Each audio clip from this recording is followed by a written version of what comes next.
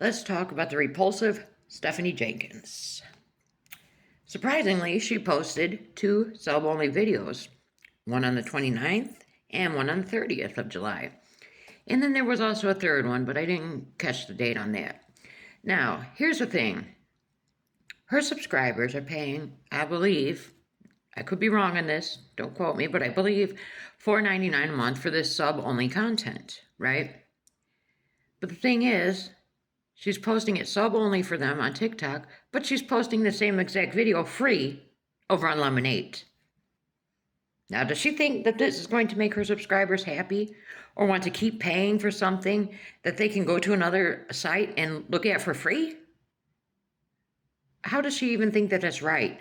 You're promising these people subscriber-only content, but other people are getting it for free. As she apparently doesn't see a problem with this.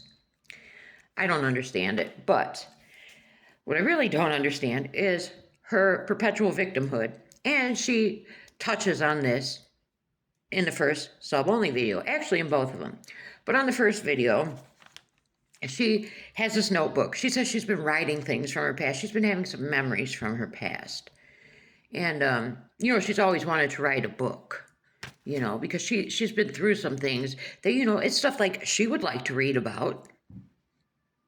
Now, I don't think Stephanie has been through half as much stuff as she imagines she's been through. I mean, she could try to say all this nonsense with her ex-husband, who is was a registered SO, and told her on their first date, but she still chose to continue to date him and to go on and have 2 children with him and marry him. And to this day is still married to this man, still does not get a divorce from this man.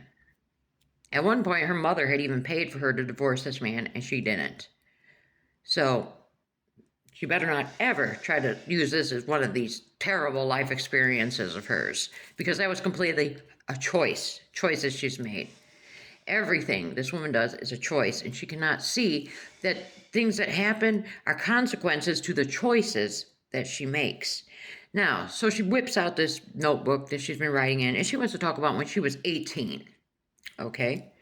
She was 18, and I assume she was out of school at this time. She said she was working as a cashier at, I think, a grocery store, either a Meijer store or a Kroger store, something.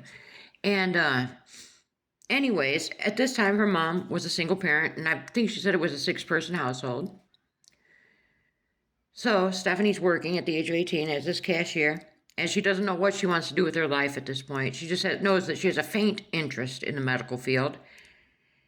And she claims her mother was leaning on her as if she was a partner, and she was expected to help pay the bills and bring in some groceries and help with childcare.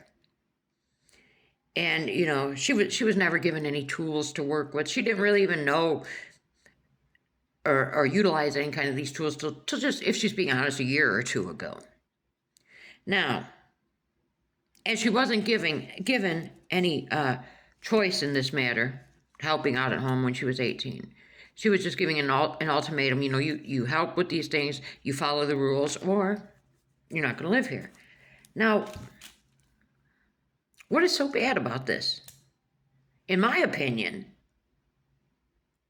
if you are 18 or older and you're not going to school, then yes, I think you should help out. I'm sure her mother wasn't asking for her whole paycheck. And I don't see the problem. And of course, if you're living under that household, you have to follow those rules. Of course. And so what if you're asked to watch you're 18 and you're asked to watch one of your siblings from time to time? But she acts as if this was just horrible. This was just a horrible situation. I think a lot of us, a good portion of us, when we 18 or older and we were still at home, we helped out because that's the right thing to do. And we're trying to learn to be responsible adults. And that's what our parents want for us, is to become responsible adults. So they try to, impose this on us. Well, you could start paying a little rent, maybe bring a few food items in the house, at least a few food items for yourself, and you're going to follow the rules. It doesn't matter how old you are. There's always rules you're going to have to follow in life. But this, according to her, the way she made it sound is this was just such a horrible situation. And that was it. That was the whole subscriber live, or video, subscriber only video. It was ridiculous. Then we come back for a part 2. She's got Manova in the bathtub, and she's talking to Manova like she's a grown adult. You can't be splashing the water seriously. Seriously. She repeats herself, says seriously, I don't know how many times, because she says Manova's trying to say seriously, but... So she decides that, you know, she after she went back and watched the other subscriber-only video, she didn't like the way it looked or whatever with reading out of the book. So, you know, she's just going to go on and try to, you know, just talk about some of her past. And she even says that starting in August, she's going to try to do this new thing where she'll touch bases with people every day. So you're going to have a subscriber-only video every day? Is that what she's saying? But now, in this video, she goes back to the time when she's about 8 years old. And she wants to talk about how her father left on her 8th birthday. Okay, I understand that could be a traumatic memory. I'll give you that. But, you know, she goes on to say how her father left on her 8th birthday. Her mother was single till she was about 10, and that's when she married Stephanie's stepfather. And her dad was a drinker. So, you know, on this day that he left on Stephanie's 8th birthday, I believe she said it was her sister's birthday also. I think they share a birthday. Anyways, he comes out, as she says, slurring his words. It says he's going to go to the convenience store or whatever and get them some of their favorite candies and whatnot, and he'd be right back. So he goes, and he does return, and he brings them the candy and some stuffed animals and whatnot. And she says that he tells her, I love you, Stephanie. And she's thinking, well, you never tell me this, and this and that. And she believes now that he knew this was going to be the last time that he would see her, or at least for quite some time. And that was that. He left. Okay, now, she's told this story before, so what is the point in telling this again? Is she looking for sympathy? We've all had some sort of traumas in our life. So what was the point in telling this? You know, the point is she wants to blame her mother for everything in her life. Nothing she's done. You know, just like this, you know, God's timing. She's always talking about God's timing. Well, and then she says, you know, they'll get a house in God's time. And if they were to try to rush it along or whatever and put it in their time, then things would not work out right. So basically, she's just waiting for God to drop a house in her lap, I guess. She doesn't realize that God helps those that help themselves. And then we have another subscriber only, and it's this Bible study type video. And she's wearing one of the daughter's shirts, a Hello Kitty shirt. So that's why on this wish list she put these sizes so big for the daughter's clothes, because Stephanie wanted to be able to wear them too. So she's wearing this kid's shirt, thinking she looks cute. And you know, just last week, she was talking about she embraces the aging process and she was never one to fight it off and to try to wear makeup and do skincare and this. But as she's doing this video, she's applying something to her face and makeup. So that's how you don't fight the aging process? See, another lie.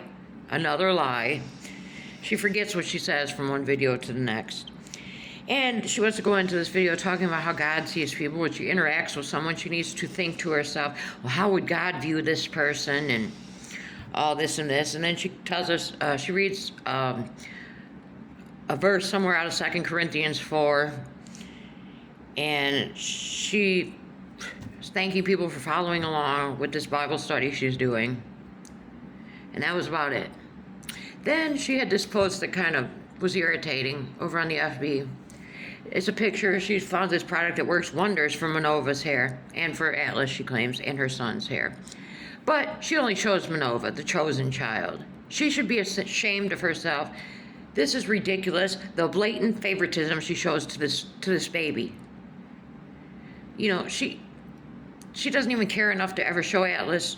And why would she show his hair with this new product? Because she doesn't do his hair. Why would she? She doesn't take him out of the shelter room. It is so irritating how you can tell she cares nothing about her son. It is so heartbreaking. But anyways, let me know what you think about Stephanie's sub-only videos that are for free also. Let me know your thoughts.